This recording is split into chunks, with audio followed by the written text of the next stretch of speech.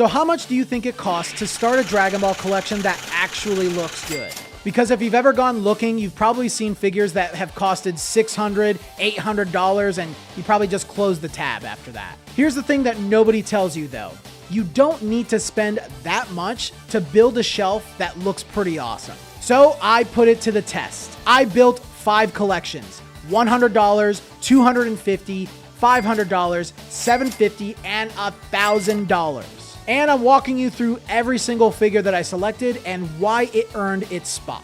Whatever your budget is, by the end of this video, you're gonna know exactly where your budget should go. All right, 2 quick ground rules before we get started. Number 1, we are using Ichiban Kuji figures imported out of Japan because that gives us the largest selection of figures, period. A lot of Ichiban Kuji figures are Japanese exclusive, so it's really hard to find them at retail anyways. And number 2, this is the most important one, so don't skip it. We are only going to include the price of the figures themselves. That does not include shipping and importing costs. And no, I'm not hiding that just to make the numbers look pretty. Shipping genuinely depends on a ton of different variables: package size, weight, the country you're in, and of course, everybody's favorite, taxes and tariffs. So keeping that in mind, there isn't a single number I could give you for the shipping and importing costs, so I'm just gonna keep it simple and just show you the figure cost. Just know going in to expect some hefty shipping costs on top of this. I will show you how I try and keep that down later. Cool? Let's get into it. First up, $100. The goal here isn't to impress anybody. It's to give you the must-have characters every Dragon Ball collection needs to start with. And in my mind, it's with the 3 most popular characters in the franchise, which are Goku, Vegeta, and Gohan. So let's build our foundation around them. First is Super Saiyan Goku from Ichiban Kuji, Dragon Ball vs. Omnibus Cross, and he's 26 bucks. This is an incredible Goku figure, and it captures one of the most iconic moments in the whole series, the Cell Saga, where he's saying goodbye to his friends before he sacrifices himself. It even features the blood detail, which is a fan favorite design choice. And it's a Japanese exclusive that somehow still goes for really cheap, so this is an easy first pick. Next is Majin Vegeta from Chronicle of Goku. He's $25. Guys, this might be the best Majin Vegeta figure or even best Vegeta figure, full stop. It's brand new, it's one of the most iconic designs of the character, and it's 25 bucks. That's insane for what you're getting. Then Ultimate Gohan from Superhero. He's $19. Super affordable, and it sneaks a little bit of Dragon Ball Super flavor into our foundation. It's one of Gohan's unique forms, and it contrasts really nicely against the Super Saiyans that we just picked, so the shelf doesn't feel too samey. And finally, Kid Goku from Chronicle of Goku, another $20 figure. Here's my reasoning. Goku's the main character, so on a tight budget, he earns a second slot. This figure's new, hyper affordable, and honestly, might be the definitive Kid Goku figure. And you need to represent where the story began, so what better way than Goku from the very first chapter of the manga? That's 4 figures at $90, so there's even room to spare. Stack ranking these choices, I have Majin Vegeta at number 1, Kid Goku at number 2, Super Saiyan Goku at number 3, and Ultimate Gohan at number 4. Are they all bangers? At your first $100? Absolutely. Now, $250. This is where I'm gonna actually kind of surprise you. We're not adding a single new figure to this budget tier. The only thing changing from the last $100 tier is giving you a shelf. The 72-inch Luring ladder shelf from Target is $150. And I want to be real with you about why. I used these exact Luring shelves for years before I finally upgraded to glass just this year. Glass is king, but glass doesn't fit today's budget. These wooden shelves last forever. I still use mine around the house for other stuff. They've got plenty of space, and at $150, they're genuinely one of the best investments you can make early on in your collecting. Because here's the thing, 4 figures sitting in a pile on your desk is a stash, but 4 figures displayed on a shelf is a collection. Presentation is the step beginners skip, and it's the one that makes you actually proud to show this off. $90 in figures, $150 in the shelf. We're at $240 for our final budget in this tier. All right, guys, quick pause. This does wrap into everything we're discussing today, so just stick with me for a minute. Today's video is sponsored by JP Fans. Remember how I said that shipping and importing is the detail that nobody really wants to hear or talk about?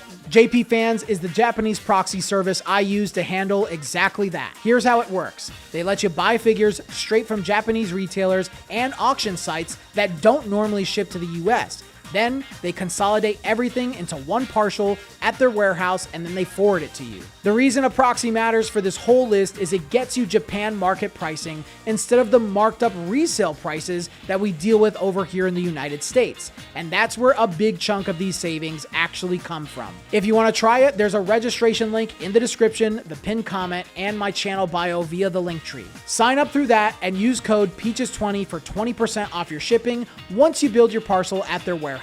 And to be fully transparent, one last time, that 20% is off of the shipping, which remember, that does add up and really stack on the price of these figures. So it genuinely does help. But now let's get back to building. All right, now we're at $500, and this is where we really start cooking, because we're not just gonna start collecting figures, we're gonna start upgrading them too.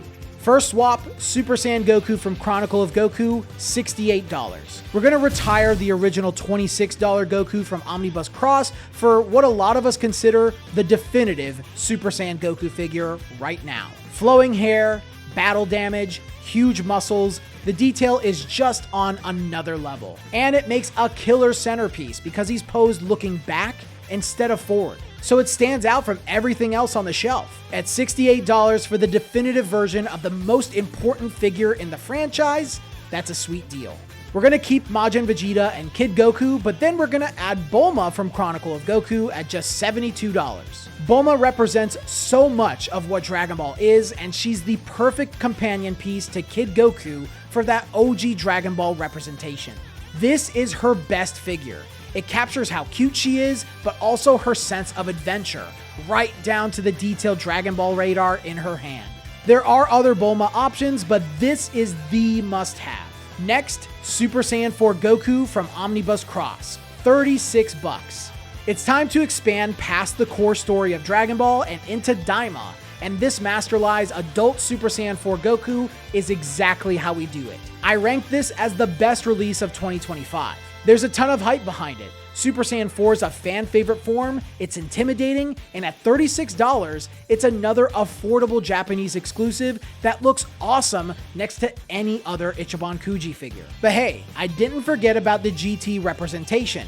Golden Ozaru from Dragon Ball vs. Omnibus Ultimate at $63. People love giant figures. Now, the Golden Ozaru from the Greatest Saiyan is technically superior, but its price on the market today is outrageous. This is the fantastic alternative. It's big, it's weighty, it draws the eye straight to the shelf, and it nails that GT representation at a fraction of the cost. We're going to replace Ultimate Gohan with Gohan Beast from Omnibus Beast at just $50. Same logic as the Goku swap. We're trading up for the more iconic form. This is the definitive Gohan Beast in a dynamic pose mid-Makakosa Po, which adds a ton of energy to the shelf. And it's a last one prize, so it comes with a little bit of bragging rights at a low price. And Orange Piccolo, also from Omnibus Beast, at just $20. Piccolo is one of the most popular characters in the series, and leaning into superhero lets characters like him and Gohan really shine. Orange Piccolo is his most powerful form and one of my favorite new designs in all of Dragon Ball Super. The figure is huge, tons of plastic, and eye candy for just $20. With this shelf, we're at about $504. Stack ranking these new additions, we have the Super Saiyan Goku at number 1, Super Saiyan 4 Goku at number 2, Bulma at number 3, Orange Piccolo at number 4, the Golden Ozaru at number 5, and Gohan Beast at number 6. This is also the tier when your shelf looks less like a beginner's and more like a collector's. All right, now we're at $750. Everything from the $500 tier carries over, and now we're gonna start adding some villains. Because let's be honest, a shelf full of the protagonists is only half of a collection. Cell Max from Omnibus Beast, he's $52. Before we get to the villain everyone's waiting for, we need to add this monster. Cell Max is an original Dragon Ball Super villain, and there just aren't many Dragon Ball Super villain figures in Ichiban Kuji yet, so this is a unique, kind of a rare pick. Next is Majin Buu from Battle of the Super Saiyan at just $75. You can't have a villain shelf without Buu, and he's one of the most recognizable antagonists in the entire series, and this figure captures that menacing but kind of goofy energy perfectly. It anchors the mid-era of the saga and that the rest of our lineup just doesn't quite cover yet. Next is Perfect Cell from Duel to the Future at $78. This, in my opinion, is the best Cell figure ever made. Full stop. Cell turned out to be the most popular villain globally, and this figure earns that status with the pose, the detail, and the presence. He's worth every dollar. And Frieza from Omnibus Brave, he's $28. The original villain. You need the classic Emperor on the shelf, and at $28, this is a no-brainer way to round out the antagonist roster without blowing the budget. That brings us to $737 total. What in the world, dude? Your shelf now has a full hero and villain roster, and honestly, this is the tier that I'd probably point more serious collectors towards. It's in that sweet spot. And finally, we are in the $1,000 tier. This is the Grail tier. Everything from the $750 tier carries over, but we're gonna round it out with some statement pieces. Up first is Super Baby 2 from the GT lineup of Omnibus Ultimate. He's $35. Yep, that's right, we needed more GT love, and Baby's one of the most underrated villains in the franchise and barely gets figures, so grabbing him at $35 adds something genuinely different to the shelf. Next is Giant Goma from Daima Part 2. He's $25. Fresh Daima representation and another big presence figure for really cheap. It keeps the collection current with the newest era of the series. Before we talk about the final figure, let's talk about these shop lights at $50. Okay, real talk, my lighting used to really suck. It used to really suck. But yours doesn't have to. For $50, proper shop lights completely transform how your figures look on the shelf. It's the cheapest upgrade with the biggest visual payoff. Do not skip this. And then, the piece de resistance, the centerpiece, Shenron from the Daima line at $145. This is the figure that ties the entire shelf together. The Eternal Dragon is the literal heart of Dragon Ball, the thing the whole series is named after. And as a display piece, it's the dramatic backdrop every other figure poses in front of. It's the grail that turns a great shelf into the shelf. Add it all up with the shelf and the lights, and we're at $992. That, guys, is a Dragon Ball shelf that genuinely looks incredible. Stack ranking these final figures, I'm gonna put Baby at number 1, Goma at number 2, and honestly, Shenron at number 3, and that's only because there's other ones that I prefer a lot more, but this one's a super affordable one. So there it is, guys. At $90, it gets you the must-have foundation. $240 gets you displayed properly. $504, that gets you the real collector's shelf. $737 gets you that sweet spot of a good mixture of heroes and villains. And $992 gets you the Grail Showcase. And of course, one more time, because it matters, the cost of this is figures only. Shipping and importing is going to be stacked on top, and that's going to vary due to the size, weight, and where you live.